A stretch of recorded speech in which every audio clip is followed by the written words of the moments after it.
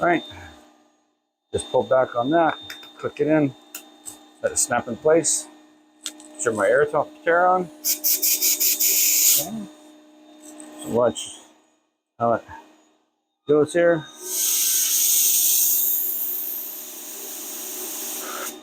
Okay, so quite a bit of it came out there. All right, so the first thing I'm going to do, since I have a fan pattern right now, I'm going to turn that down to so I get a circle. Okay, so now it's a circle. Being that I changed that, now I have a lot of fluid coming out of it. So I have to tone down my volume here and open it up just a hair. Okay. So now you can see I got a fair amount in there. Okay. That's full trigger depression. Okay, so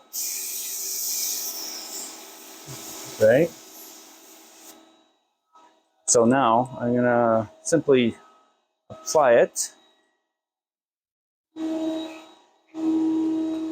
to